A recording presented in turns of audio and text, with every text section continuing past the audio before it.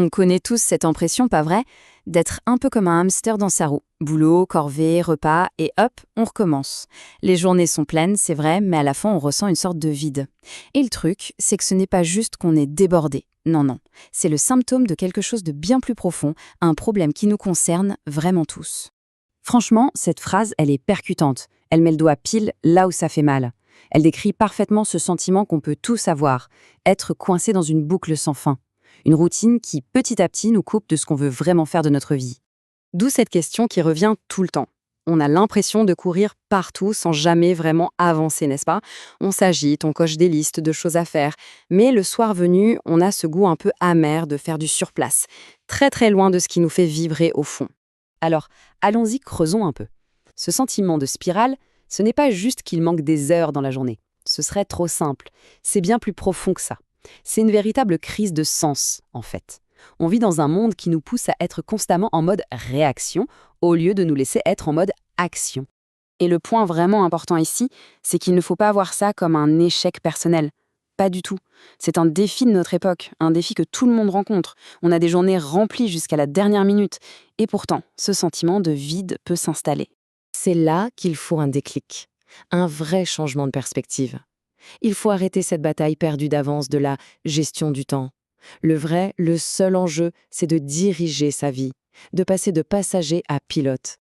Ok, mais comment on fait ça concrètement?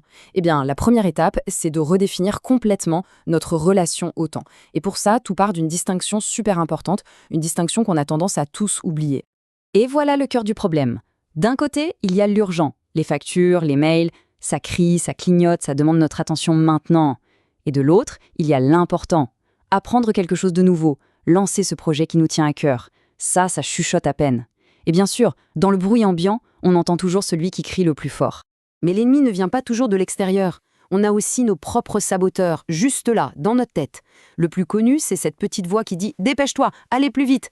C'est un piège terrible, parce qu'à force de se presser, on fait des erreurs, et on perd encore plus de temps à tout réparer. Rien que de savoir que cette voix existe, c'est déjà un grand pas pour la calmer. Bon, c'est bien beau tout ça, mais on fait comment en pratique? C'est le moment de sortir la boîte à outils. On va voir ensemble quelques stratégies très concrètes pour reprendre la main, et ce, dès maintenant. Alors d'abord, on a ce qu'on pourrait appeler les voleurs de temps externes. On les connaît bien, le téléphone qui sonne au mauvais moment, les notifications qui n'arrêtent pas de s'afficher, les réunions qui s'éternisent. Chaque interruption, c'est une petite fuite dans notre réservoir de concentration. Mais attention, les voleurs les plus dangereux, bien souvent, c'est nous-mêmes. Nos objectifs qui ne sont pas clairs, cette incapacité à dire non, le fait de vouloir que tout soit parfait, ce sont nos propres blocages, nos propres habitudes qui nous coûtent le plus de temps. Allez, une astuce toute simple mais redoutable d'efficacité, le batch cooking. Le principe, on cuisine en grosse quantité le dimanche. C'est un petit investissement en temps le week-end, mais ça libère un temps fou pendant la semaine. Une petite action, un impact énorme. Autre astuce, cette fois pour le cerveau, le mind mapping. Au lieu de prendre les notes ligne par ligne, on organise les idées de manière visuelle, comme une carte. Ça force le cerveau à synthétiser, à faire des liens, du coup on comprend plus vite, on mémorise mieux, et à la fin, on gagne un temps précieux. J'aime beaucoup cette métaphore de l'archer. Avant de tirer, il prépare tout. Son arc, ses flèches, il se positionne. C'est un principe universel. Que ce soit pour le travail ou pour un hobby, prendre quelques minutes pour préparer ses outils, son espace, ça évite les interruptions et ça permet de se plonger dans la tâche sans friction.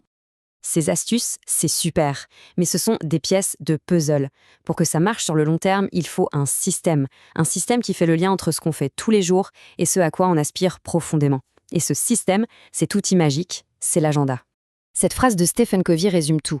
L'agenda, ce n'est pas juste un truc pour noter ses rendez-vous chez le dentiste. Non, c'est l'outil qui nous permet de prendre des décisions actives sur notre vie, de passer de « j'aimerais bien » à « je vais faire ». Ok, mais comment on fait pour passer d'un rêve un peu flou à un plan d'action concret? On a tous de grands rêves, mais ils font peur. Ils semblent tellement énormes. Comment on les rend plus accessibles? En fait, le processus est étonnamment simple. Le secret, c'est la décomposition. On prend le grand rêve intimidant, par exemple, prendre une année sabbatique, et on le casse en tout petits morceaux, des actions minuscules et concrètes. Étape 1, on définit le but. Étape 2, on liste les petites étapes, comme économiser ou chercher des infos sur les visas. Et étape 3, la plus importante, on planifie ces petites actions dans son agenda. Et là, le rêve n'est plus un rêve, c'est devenu un projet. Concrètement, ça peut donner une semaine comme celle-ci. Et regardez bien, le truc crucial, c'est que les tâches liées au rêve, comme faire 1 heure d'appli de langue ou chercher des infos sur les visas, ont leur propre créneau. Elles sont aussi importantes que la réunion du lundi. Elles ne sont plus dans la catégorie « à faire si j'ai le temps », ce fameux « si j'ai le temps » qui n'arrive, soyons honnêtes, jamais. Bon, on a vu le problème, on a vu les outils, on a vu le système.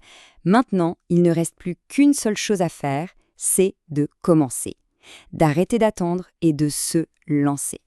On est tous champions pour attendre le bon moment. Ah, quand j'aurai fini ce projet, quand les enfants seront plus grands. La vérité, c'est que le moment parfait, ça n'existe pas. Comme le dit cette phrase, on ne l'attend pas, on le crée. C'est une décision. Il faut vraiment se mettre ça dans la tête. Tout est déjà là.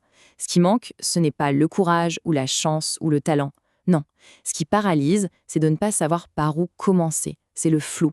Et l'unique antidote à ce flou, c'est un plan. Alors, pour finir, une dernière question. Pas qu'est-ce qu'on fera un jour, non. Demain, quelle est la toute première, la plus petite action possible à programmer dans son agenda, dès ce soir, pour se rapprocher de son objectif le plus important? Juste une chose. C'est cette réponse et l'action qui suit qui est le vrai début de tout le reste.